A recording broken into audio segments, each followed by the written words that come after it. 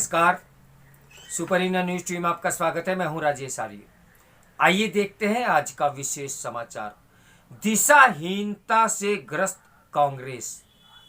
भारत जोड़ो यात्रा के जरिए राहुल न तो कोई राजनीतिक विमर्श खड़ा कर पा रहे हैं और न ही वैकल्पिक एजेंडा पेश कर पा रहे हैं।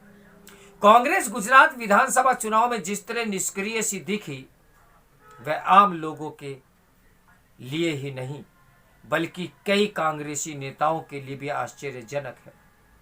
ध्यान रहे कि पिछले विधानसभा चुनाव में कांग्रेस ने आक्रामक रवैया अपनाया था और भाजपा को कड़ी टक्कर भी दी थी।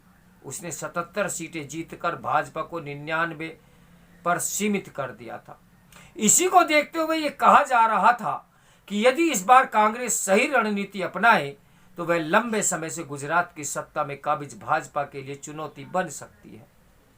कांग्रेस के मुकाबले भाजपा मजबूत स्थिति में अवश्य दिखती रही, लेकिन लंबे समय से शासन में होने के नाते उसके खिलाफ एंट्री इनकम्बेंसी बनी। इसी से बचने के लिए भाजपा ने कुछ समय पहले मुख्यमंत्री समेत सभी मंत्रियों को बदल दिया था। इसके बाद उसने चुनाव करीब आते ही जोर शोर से अपना अभियान छेड़ दिया और इस अभियान के प्रति गृह मंत्री के साथ प्रधानमंत्री ने भी गंभीरता दिखाई।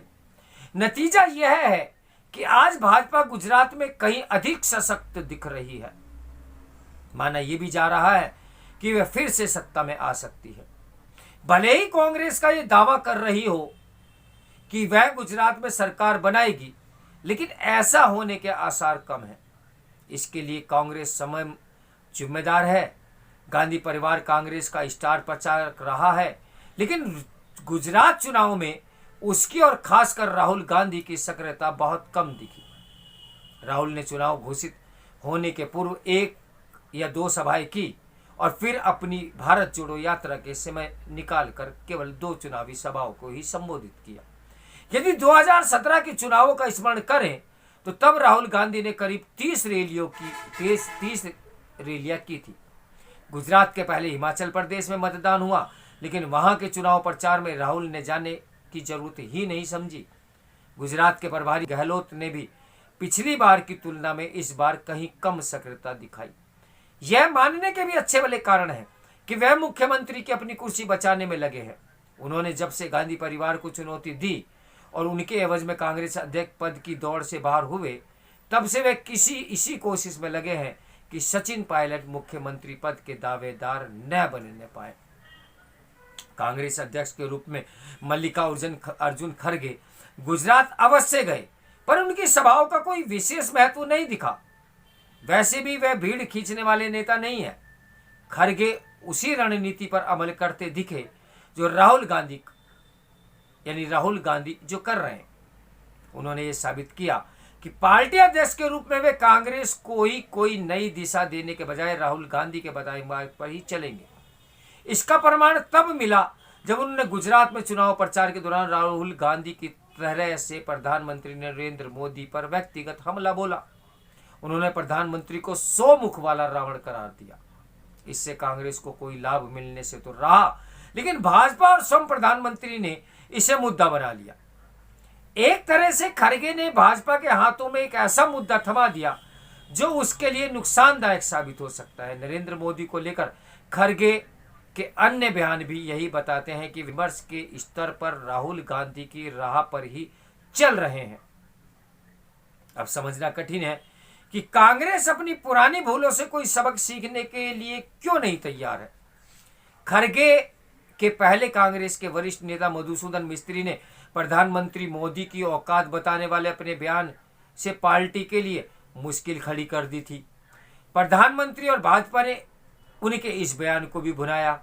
आखिर कांग्रेस ये क्यों भूल जाती है कि अतीत में नरेंद्र मोदी के प्रति अपशब्द कहने से उसे कितना नुकसान उठाना पड़ा।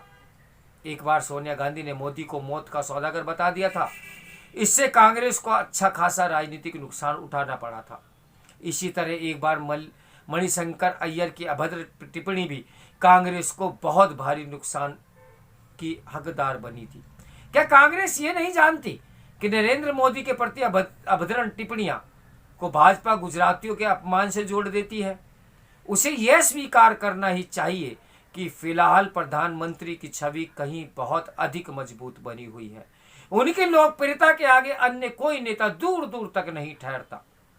ऐसा लगता है कि कांग्रेस इससे परिचित नहीं होना चाहती कि प्रधानमंत्री मोदी पर व्यक्तिगत हमला कर उनकी छवि को कमजोर नहीं किया जा सकता।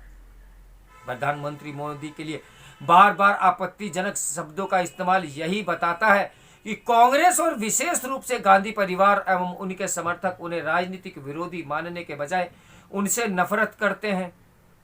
हालांकि यह साफ है कि नफरत की यह राजनीति कांग्रेस का बेड़ा गर्क कर रही है, लेकिन यह कोई सबक सीखने को तैयार नहीं दिख रहा कि राहुल गांधी और कांग्रेस भारत जोड़ो यात्रा से भले ही उत्साहित हों, लेकिन इसमें संदेह है कि इस यात्रा से कांग्रेस को कोई ठोस लाभ नहीं मिल रहा है।